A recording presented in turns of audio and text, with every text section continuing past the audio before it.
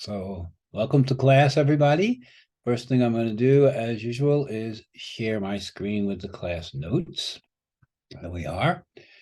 And here we are, Monday, January 9th. We're going to read together the beginning of the Declaration of Independence. And we'll take a look at the first essay. I'll give you some guidance on the outline for that. And then here, as you can see, on Thursday, January 12th, that first draft of that first essay will be due. And you don't have to wait until Thursday to send that in. You can send that in whenever you are ready. Just admitting another student. And then we will have class tomorrow. And tomorrow, because you will have been thinking about the essay, we can discuss the essay a little bit more. Definitely, I'm going to show you a little bit about the library tomorrow and talk more about the MLA documentation process, putting together the works cited page and using quotes in your document. We'll keep reviewing that over and over again because sometimes some students have some difficulty getting used to the little pieces of documentation that are important, where to put the period, where to put the comma, where to put the order to put these elements of the citation, the order to put them in. So we'll keep reviewing that. And of course, I'll give you feedback on how you do it yourselves on your individual essays when I give you feedback there. Students are coming in now one by one, so I'm glad about that. And then on Wednesday this week, no Zoom class. So we're going to skip Wednesday this week. So we have today, tomorrow, and then on Thursday. Thursday is the day that first draft of the first essay is due, the one we're going to prepare for today. And we definitely will be looking at some of your essays in class. I know I mentioned this to you, but and some of you may have done peer critiquing in person in class. That's when everybody brings in copies of their essays and we share them in groups and everybody reads each other's essay and comments about it. But what I will do is read some essays with you on the screen and go through them line by line, word by word, pointing out the good and the bad aspects and making those corrections there. That's usually a pretty good way for people to be reminded of the things that you need to remember and of course to see them actually in practice. So basically, that's what we're going to do today. I just want to remind you, here's my email again. All right, some of you have been emailing me and that's great. But when you submit your first draft, you definitely want to submit it to the email and I will email back to you. Usually I'll email, I look at the emails pretty often. So probably that same day that you send it in, whatever day it is, I'll be able to send an email back to you saying received, then you'll know I got it. And usually that day or the next day, I'll be able to send comments back to you so you can see what I think. And of course, this is what we're after. So use the third person, and I'm going to add that word exclusively. And put that in a different color, just to emphasize it. And use the formal structure and use formal vocabulary as best you can. Yes, let's just get that. No, come on. You can see my typing skills are not excellent. So every now and then I have to make corrections. You may see that. Okay, one more. So let's see, how many do we have now? Oh, we got a very good number and a few more just trickling in. So what I'm going to do now is move directly on into the document itself, and we'll take a look at that document together. By the way, on Blackboard, I know I showed you this, but I'm just reminding you, in the content area, in the essay number 1 folder, there is a word by word, line by line analysis of the Declaration of Independence, the document we'll be reading together, and some of which we'll do in class, but there's much more on Blackboard. So if you want to review, if you want to do any more, you can just go in there and take a look at that. That's pretty straightforward. The other thing about Blackboard is we do have the discussion board there. I did look and I did respond to a number of you who posted there. Please do that because that's really good practice for your formal writing. And that's mostly what I'm responding to, how well you're adapting to the formal writing, formal vocabulary, third person, things of that nature. So you'll see those kinds of responses from me in the discussion board there where I reply. Somebody's asking when the essay number 1 final is due. Let's take a look at that. When is the final one due? I think it's due the 15th. Pretty sure it's the 15th.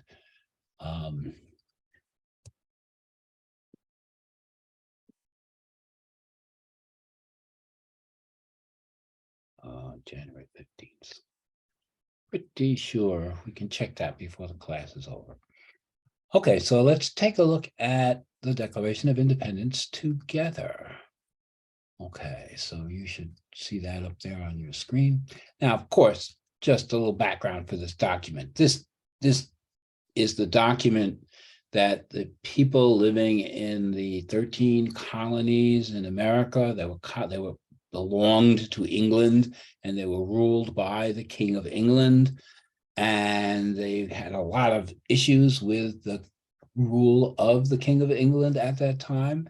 So and about taxation, about the kinds of freedoms they had, things of that nature. And so they decided in 1776 to declare their independence from the Kingdom of Great Britain, from the King of England. And this was a big deal because there were several countries in Europe who had colonies all over the world. The Europeans had sailed all over the world and had enslaved and colonized peoples all over North America and South America and Africa and Asia.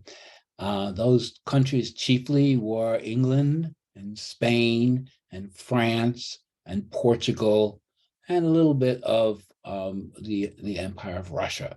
Those were the ones that chiefly had colonies all over the world. So the fact that one of the colonies of England was declaring independence and trying to be free of the King of England was really of concern to all of the great powers, all of the political powers of Europe who ruled the world and who were exploiting all of these colonies. Everyone was paying a lot of attention to this. France especially, because France and England had a real rivalry, and this document was written in 1776, but just a few years before, 10, 15 years before, the English and the French had a huge war in North America, and England defeated France, and that's when England got control of Canada. Canada was a French colony, and after that, what we call the French and Indian War or the 7 Years' War, England defeated France, and one of the spoils of war was that Canada became a colony of England instead of a colony of France. And so all the people there were now beholden to the English king. In any case, in 1776, the Americans got together. Not all of them wanted to be independent, but certainly half or more than half wanted their freedom from England. And they got together and they wrote this Declaration of Independence of the United States of America. A declaration is a statement. The verb to declare simply means to speak or to state. So declaration is the noun that comes from that verb. That's what a declaration is. And of course, you can see here the title, the United States of America. You can see that the word states is not capitalized. That's because they had not decided that the United States of America would be the name of any nation, any entity that came out of this war. They didn't know what would happen. England was the most powerful country in the world. I'm amazed that they even had this rebellion and believed that they could defeat England on the battlefield. But nevertheless, they planned to do this. Okay, so let's come back up, and this is just this part just tells you what the document is. But here's what they wrote. And the chief author, by the way, of this document was Thomas Jefferson.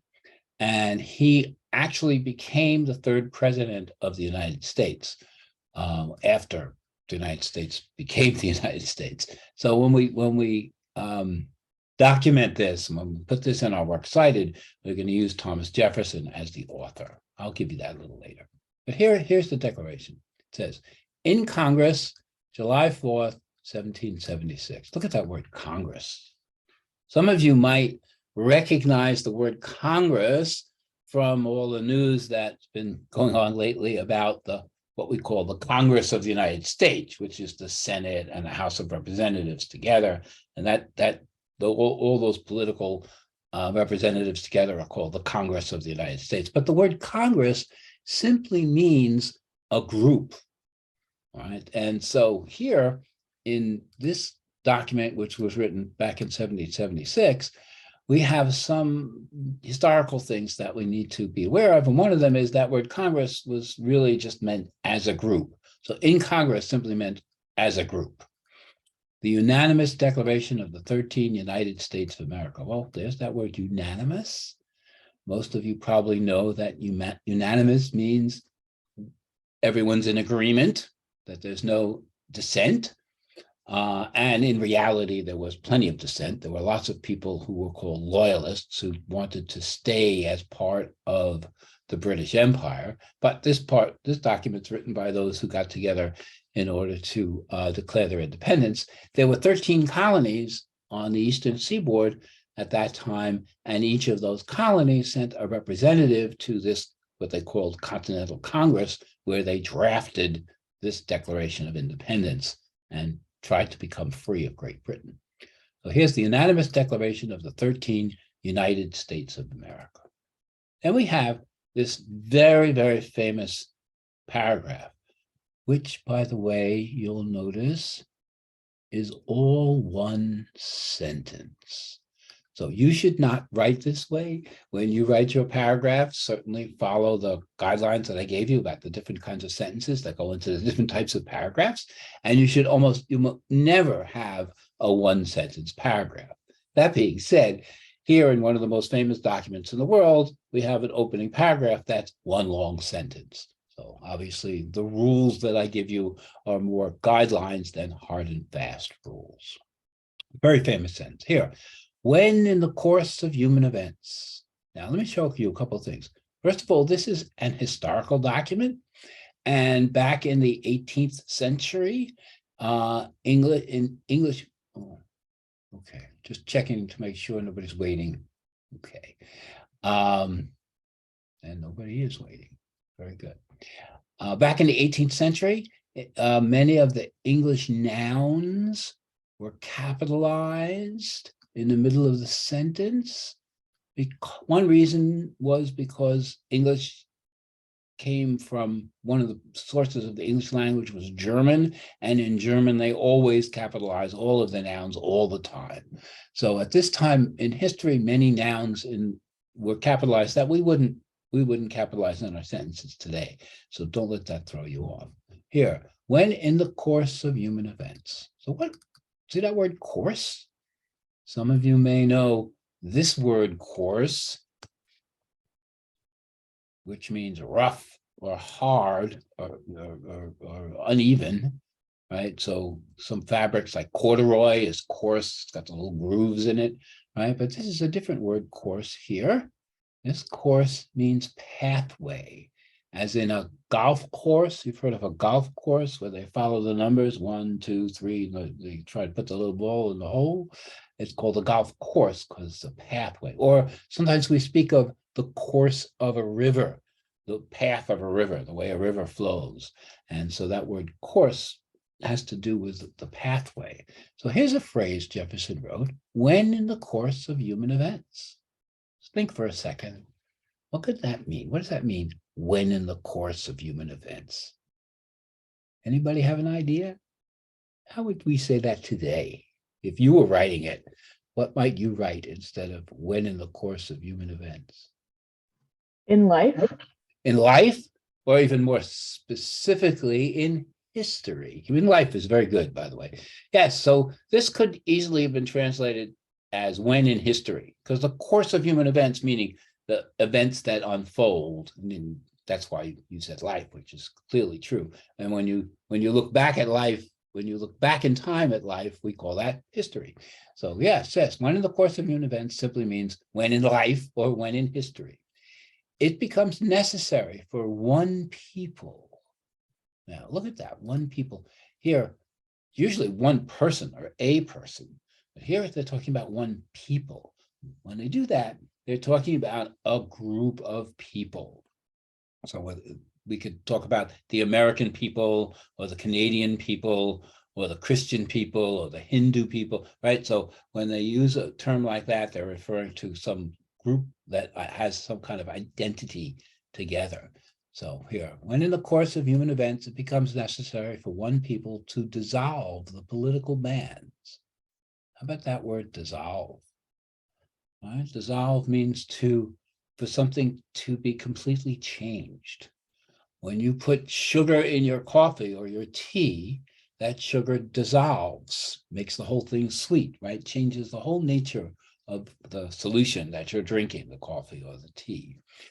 So in this case, they want to dissolve the political bands. Look at that word, bands. Think that's a musical group? Now, another word for band is bond. So he could have certainly written here political bonds. And you know, some of us, when we get married, we put on a ring, we call it a wedding ring, but some people call it a wedding band because it's symbolic of that union, of that joining together, just like a wedding ring, a wedding band. So here we have when in the course of human events, it becomes necessary for one people to dissolve the political bands which have connected them with another. So we have one people and we have another. In this case, the one people are the people of the colonies, the ones that they're representing here. And the another are the British, ruled by the British king. So the idea here is declaring independence is dissolving the political bond, the political relationship that one country has with another, that one people living here in the colonies have with the King of England. When in the course of human events, it becomes necessary for one people to dissolve the political bands which have connected them with another, and to assume among the powers of the earth. Look at that, assume. Sometimes we know that word to mean that you think that something is the way it is. You assume that somebody's wrong about something, or you assume somebody's going to meet you somewhere. That's the most familiar use of that word assume. But there's another meaning of that word assume. And that's one of the tricky things about English. Whenever especially when you read something historical or you read something that's difficult. So in your discipline, you're reading something that, you haven't read that kind of technical stuff before. You're not really sure about the way they're using the language. You must realize that sometimes words that you recognize and you think you know, you only know one meaning of that word. And that's why the dictionary is really handy, because you can go to the dictionary and see, oh, the first definition of the word assume is this, but here there's 2 and 3 and 4 other definitions of that word. And good writers in English will not limit themselves to the primary meaning, the number one meaning listed in the dictionary for any particular word. They will use the second or the third or the fourth meaning of that word in their writing. One reason for that, and you can do the same, of course, one reason for that is so that they can use different words to express the same ideas. We talked about that, paraphrasing, and how it's necessary to say the same thing in different ways to keep your readers' interest, make them think about what you're saying. And another reason for that is so that they can vary their own style and not repeat the same words over and over again. In this case, this word assume means to take upon oneself. So here, if I said to you, could one of you assume the role of teacher? And then, of course, in Blackboard, I would give you the hosting power, because you would be taking upon yourself the role of teacher. So in this case, that's what assume means, to take upon themselves. So when in the course of human events, it becomes necessary for one people to dissolve the political bands which have connected them with another, and to assume among the powers of the earth.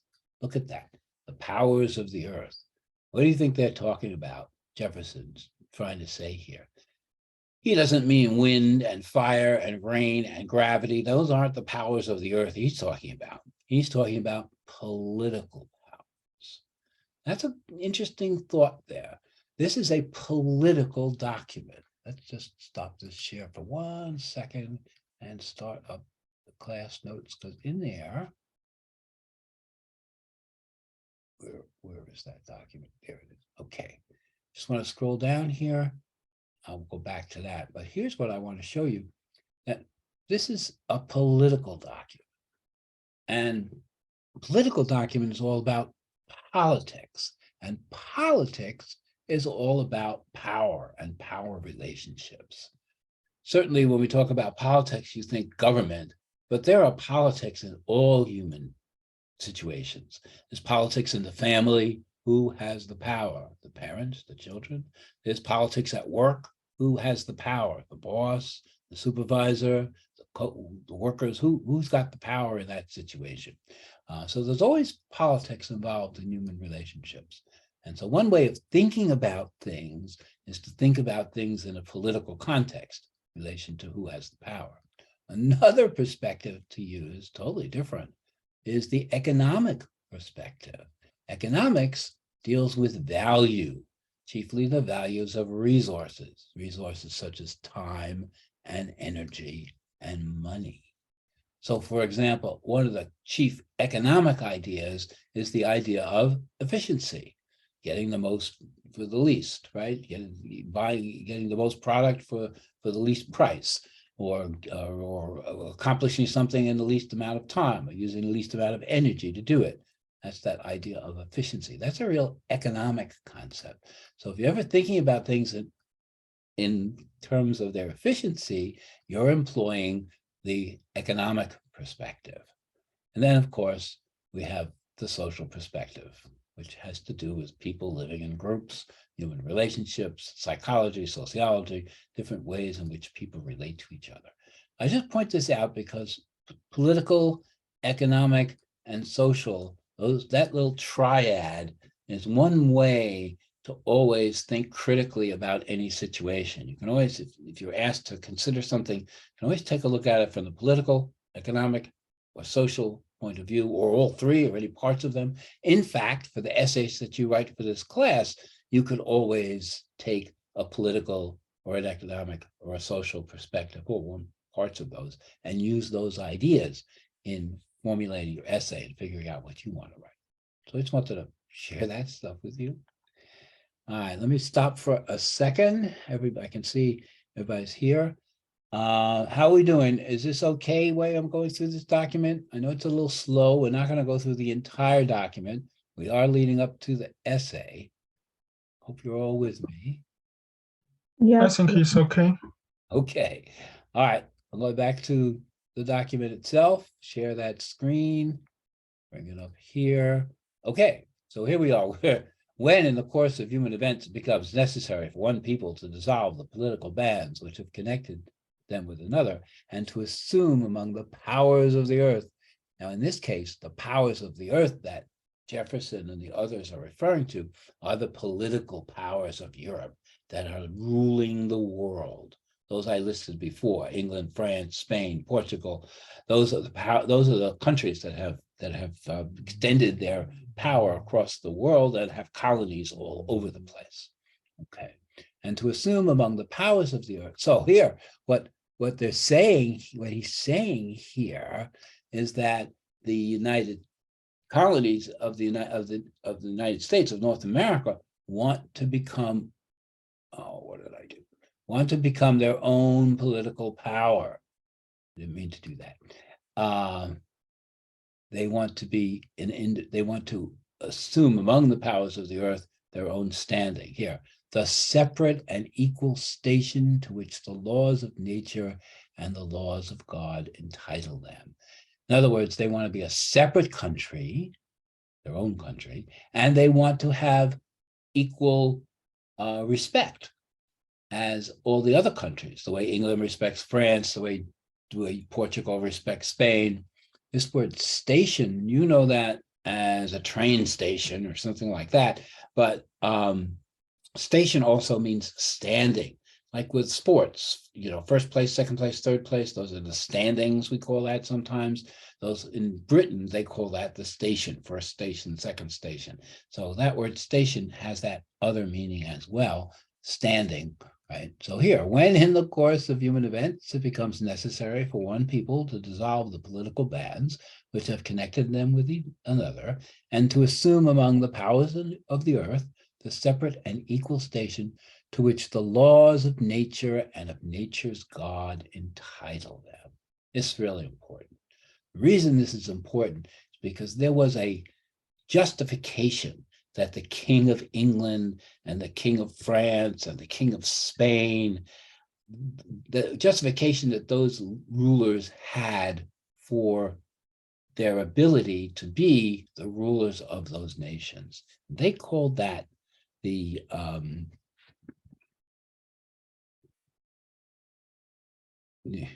right. So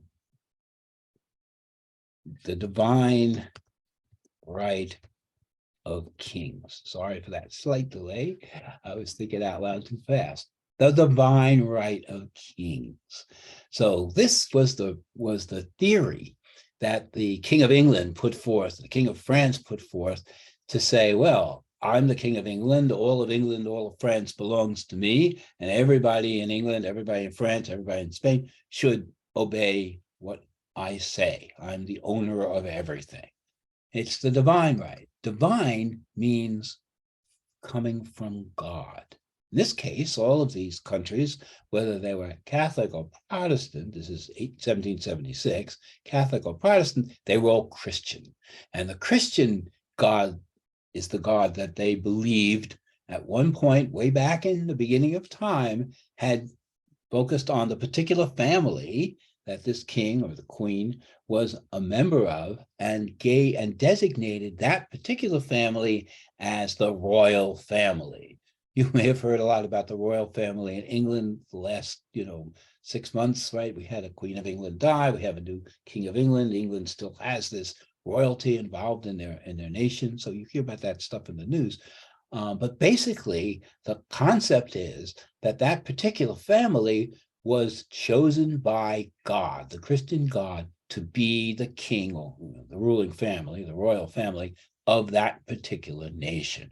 And this was the justification they used for ruling everybody. And they said their rule came from God. Well, here we have the people of the colonies saying, when in the course of human events becomes necessary for one people to dissolve the political bands which have connected them with another, and to assume among the powers of the earth the separate and equal station to which the laws of nature and of nature's God entitle them. So here we have entitle. Entitle means deserving. The king has a title, king. The queen has a title, queen. The prince has a title, prince. And when you have a title, all of the benefits and all of the things that they enjoy are related to their title. Those are the things that they have as a right because of the divine right of kings, because God gave it to them. So what Jefferson and the others are saying now in here is that, well, wait a minute, God has given people rights, not just given divine right to kings. They're going to use this idea of natural law, that's what the philosophers called it, natural law, to challenge the idea of the divine right of kings.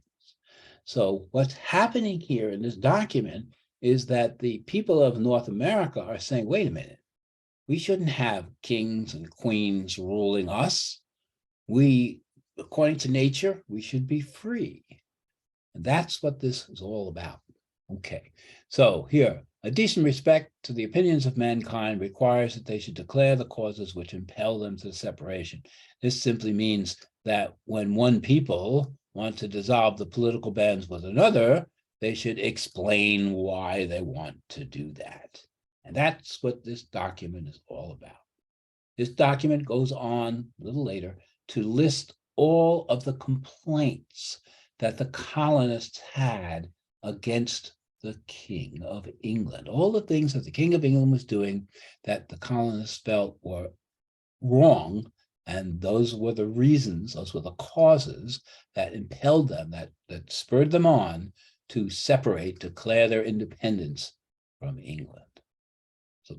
So this is really a very famous paragraph, a very famous sentence, serves as the introduction to the Declaration of Independence. And I definitely wanted to read that whole paragraph with you in detail, just so you would be exposed to that. And you can see how difficult it is sometimes to read either historical documents or other things that you might be reading and be unfamiliar with some of the language, and how sometimes you need to dissect the sentence. Sometimes you really need to focus in on the particular words that are being used and understand the particular definition of those particular words that are being used in order to get what they mean. It's not always so easy to do that.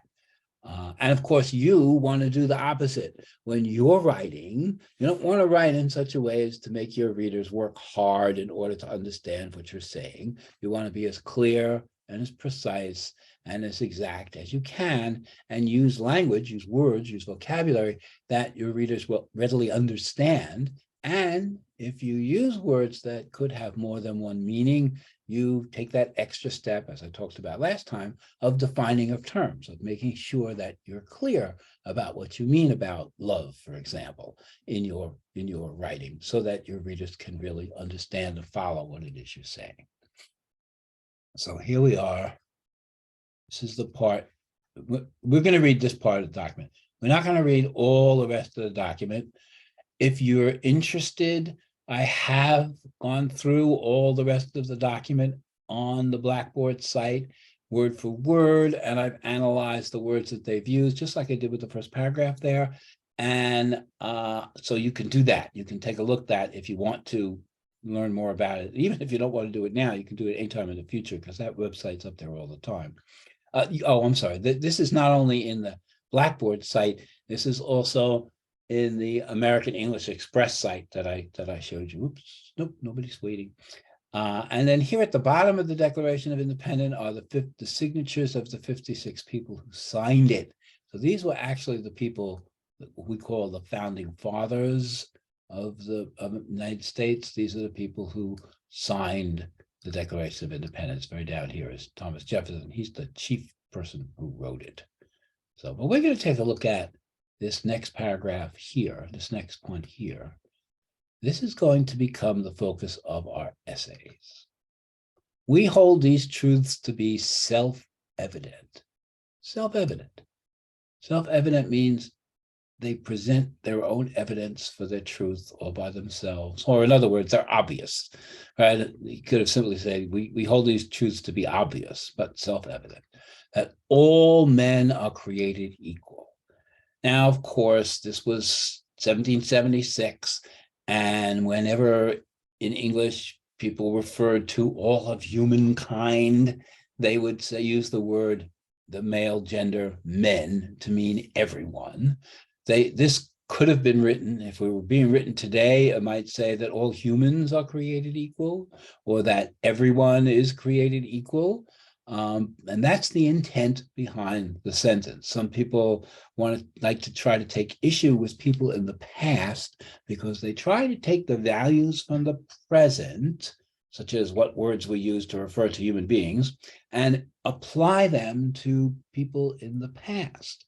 But as you well know, the present has a culture, a way in which people relate to each other, and in the past there have been other cultures, and all of us live in a culture. We are all prisoners of the culture that we live in. We're prisoners of the time we live in and the realities that we live in, and we're certainly prisoners of the cultures we live in. Some of you have probably changed the culture. I know I said prisoner, but that doesn't mean you can't escape. Some of you, I'm sure, have changed from one culture to another. Perhaps you've immigrated from another country where the culture is different in another country. Maybe you kept the culture from the other country when you came here. But in any case, there's a culture that you grow up in, that you're related to, that is yours, and that's what you need. That's what you need to understand, not only about yourself, but about the past. People in the past lived in the culture that they were part of. And so here, when they say all men are created equal, they meant all human beings, but certainly the word says men. It's also tricky because in this culture that they grew up in, that they were living in, women were the property of men. Children were the property of the parents, and certainly slaves all over the world were property of the slave owners. So there were many, many, many human beings at this time who were considered property of other human beings. And here we have a group of people who are trying to rebel against the king, and they're trying to be united, so that they can have an army and they can actually fight against the British. If they were divided, they'd have no chance whatsoever of winning. So what they obviously will try to do is use the kind of language and the kind of ideas that will bring together all of the people that they want to unite, not trying to separate them into different little groups. So if they had said here, all human beings are created equal, might have raised a question in some people's minds. Wait a minute. This man might say, the wife belongs to me. The parents may say, the children belong to us. The slave owner might say, the slave belongs to me. And by the way, there were slaves of all types at this time. It was not just people from Africa who were slaves. There were plenty of people from Europe, Jews, other people who were slaves, because slavery was one of the chief ways in which these nations who controlled the world were able to maintain their empires. When they conquered people, they enslaved them. So sometimes people have a reaction about that word, all men are created equal, because it says men. But really one should understand it in the context of the time and what they would, and with the limitations of the culture that they were living in. Nevertheless, if this is something you want to take issue with when you're writing your essay, by all means, do so. Just tread carefully. All right, we hold these truths to be self-evident, that all men are created equal, and that they are endowed by their creator. Their creator is the Christian God. Remember, all these people were Christians, one form or another, and they all believed in the Christian God. And remember also that they were challenging the divine right of kings. They were challenging the theory upon which the King of England in particular was claiming that the King of England had the right to rule over and decide about the lives of those people. And so it's pretty hard to argue with God. I mean, right? How are you going to argue with God? But here they are. They need to argue with God. They need to say, no, the king isn't our ruler. So in order to do that, they needed to put forth a theory that was equal in stature to the divine right of kings. If divine right of kings, the kings are saying, God said I should do this, so the people who wrote this declaration come up with their own version. No, God said this. God didn't say that the King of England should rule us. God said that all human beings are equal. Some are not of noble blood and some commoners, but everyone is the same in the sense of political equality, and that the Creator, God, has given all human beings certain rights. They called them unalienable rights. Look at that word, unalienable. You probably know the word alien. Alien means foreign. And whenever you have a word with A-B-L-E at the back of it, that simply means able to. So if the word were alienable, that would mean able to be made foreign. But this is unalienable, which means not, right? When you put that un or I am or in front of the word, that negates it. So in this case, unalienable means not able to be made foreign. Or if you think about it a different way, if you take these rights away, if you try to take these rights away from any of these men, then they will no longer be men. These rights are part and parcel of being a human being. If you take these rights away from a human being, then you're no longer considering that individual a human being. These are the unalienable rights. These days we say inalienable. And that among these are life, liberty, and the pursuit of happiness. Those are the three unalienable rights that the laws of nature and nature's God give to human beings. And that always human beings have to have these three rights. And any government that's created needs to protect these rights. So as they say in the next sentence here, to secure these rights, governments are instituted among men, deriving their just powers from the consent of the governed. So the theory that they're putting forth here is that government exists only and solely to protect these rights and give these rights to human beings. Let's take a look at those rights. First one is the right to life.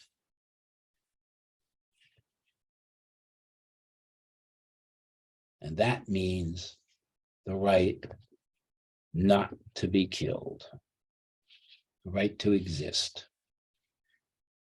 A king or the queen or the monarch who's ruling could certainly put anyone to death at any time using whatever justification they wanted to. And of course, that's the ultimate right there. Without the right not to be killed, you have nothing. All right, if they kill you, you're dead.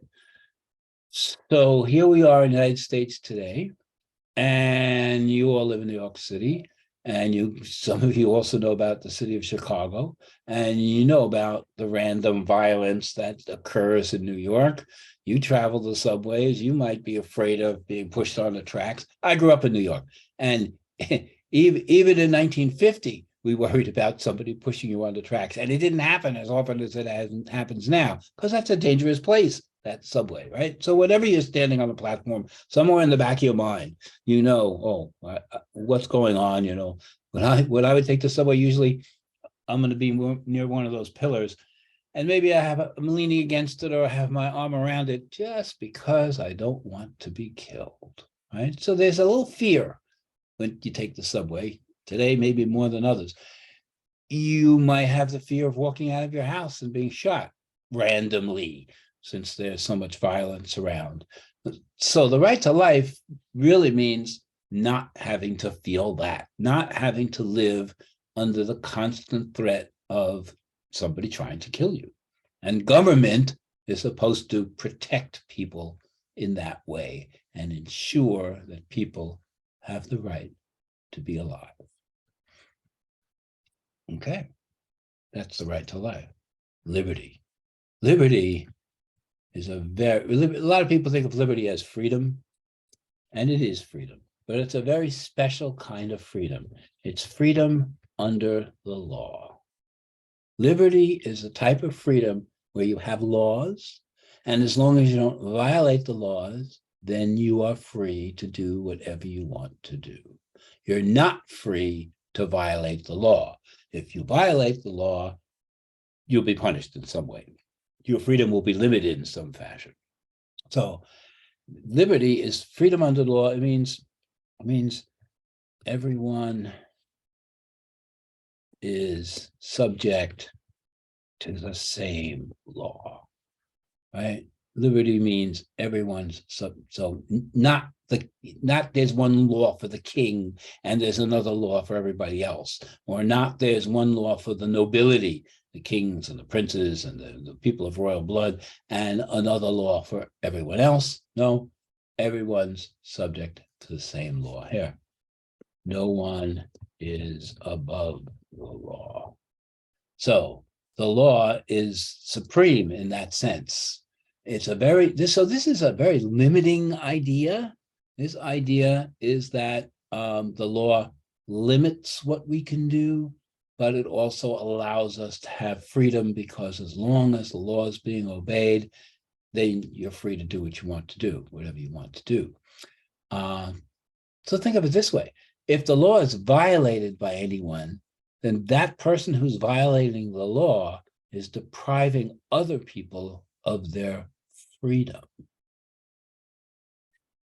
Then we have the pursuit of happiness. This is what people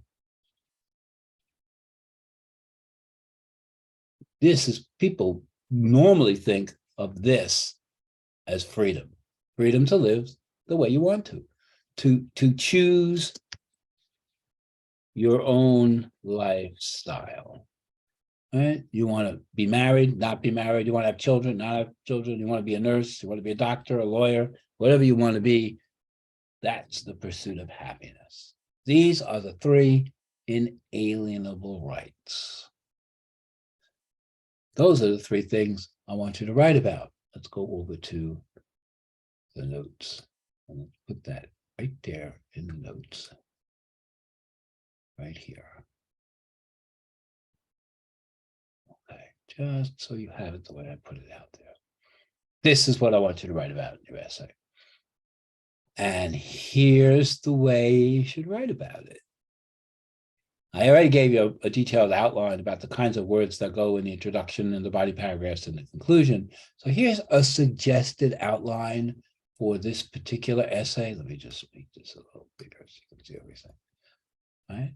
You have your introduction, which will have your thesis statement. And your thesis statement could be something as simple as the inalienable rights of life, liberty, and the pursuit of happiness are important.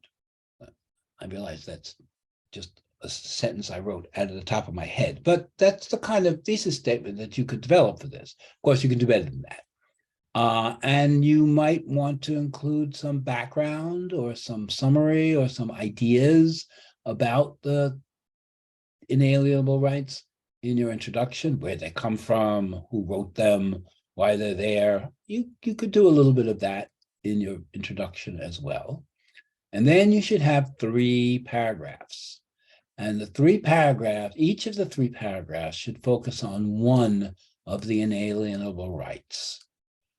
And since they're in this order in the document, makes sense for the first paragraph to be about the right to life.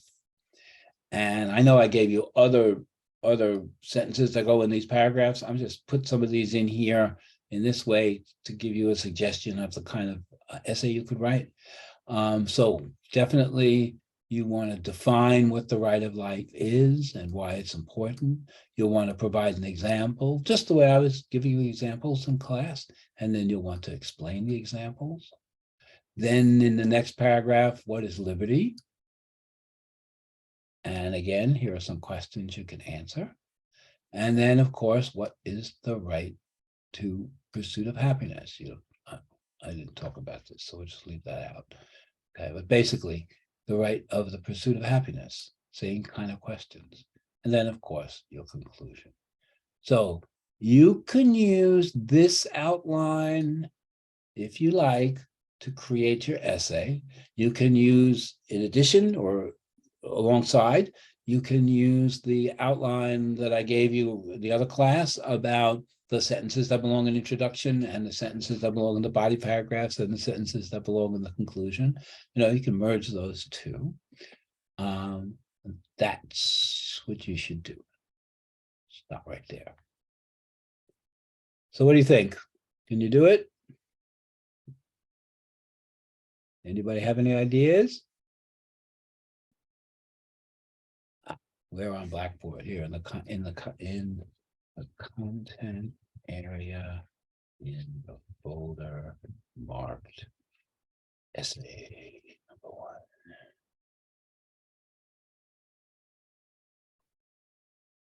I can't let you go until I at least know that you have an idea about what you're supposed to do.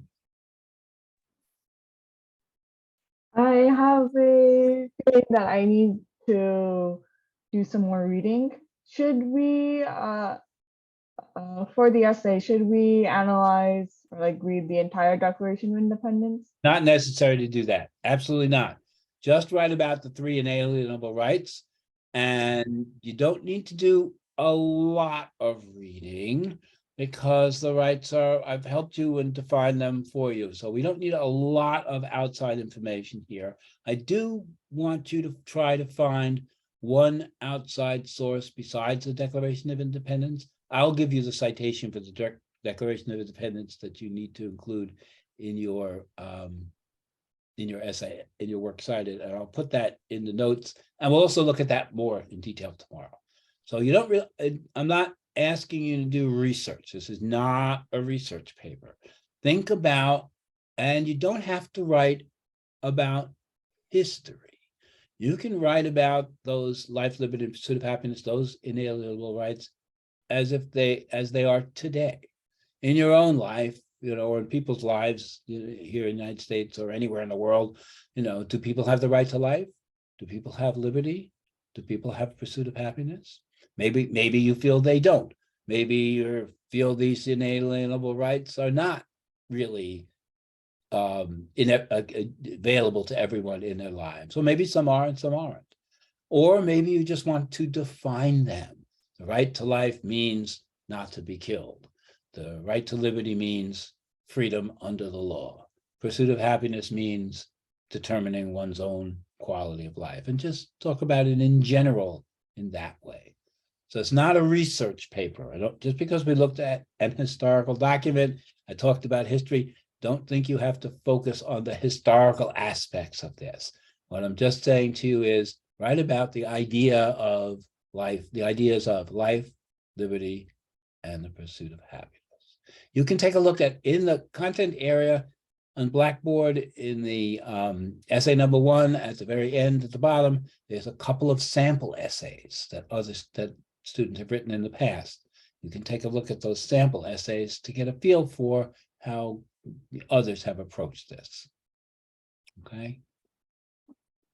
And if people don't talk, I'm going to do this lesson all over again right now. So let's hear what you have to say. What are you thinking about? Are you uncomfortable with this? Do you think you know what you can you do it? We're going to talk about it a little bit more tomorrow. You don't need to do any more today than think. If that's all you wind up doing, that's okay. Is this an impossible task? No. Oh, good. Thank you for answering. Otherwise, I'd have to redo everything. All right. Okay.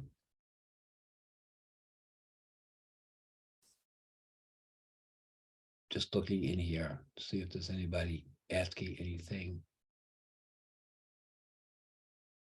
Oh, somebody's saying they have trouble accessing the chapters, but really it's just folders in the content area. So I don't understand that. Okay. Who's completely lost and doesn't know what to do? That was a big question.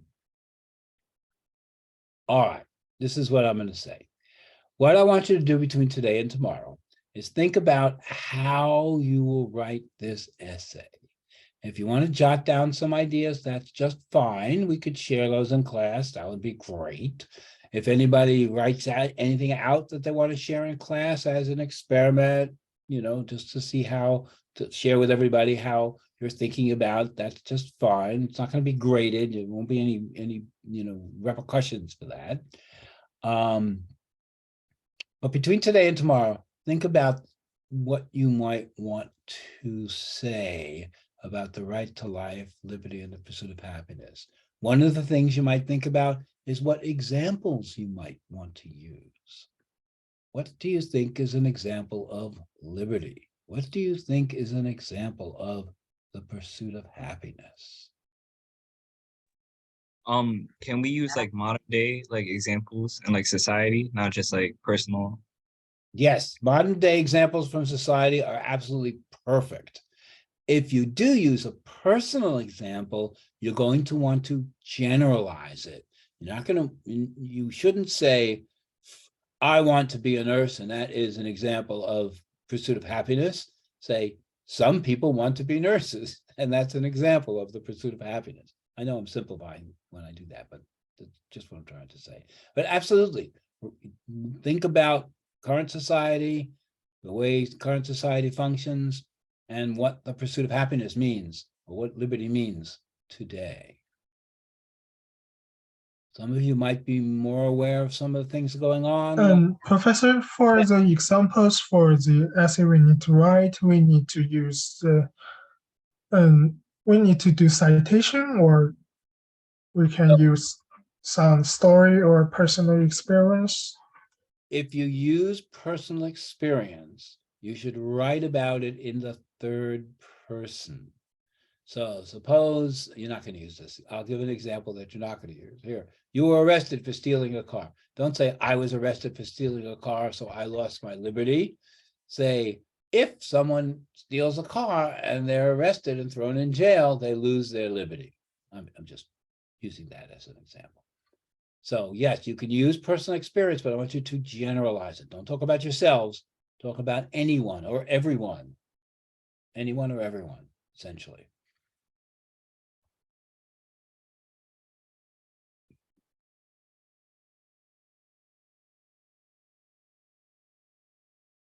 So we just have to eliminate as ourselves like this, right? Ours.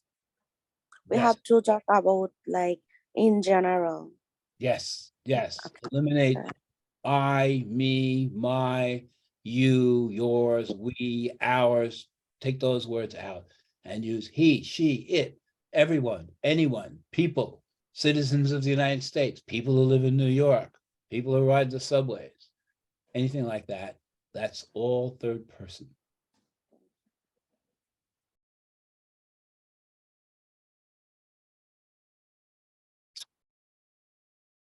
Sure.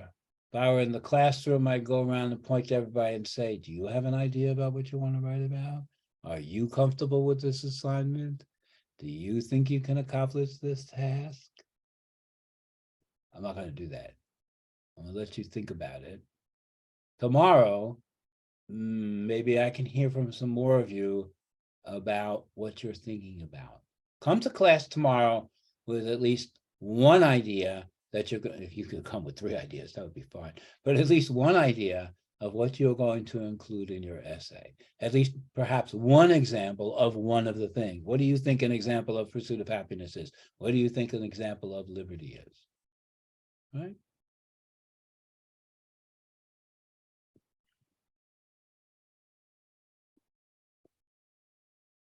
All right, let's see what happens. Go. Think about it. Come back tomorrow. We'll spend a little time tomorrow going through this if we need to, going through more detail. You can bring anything you want to class tomorrow, some ideas, something you wrote down, something you have in mind to say. You need to put together a draft between now and Friday, right? It's a very fast turnaround term. And this is your first attempt at writing this kind of essay in this way. So I know it's a little tricky. So you need to get started. And the way to get started is thinking about it. By tomorrow, you should be putting pen to paper or fingers to keyboard, however you want to think about Okay. it. Okay? Thank you. Have a good day. All right. Thank you, Professor. See you tomorrow. Thank you. Thank you, Professor. Have a good day. You too. Thank you, Professor. Bye-bye.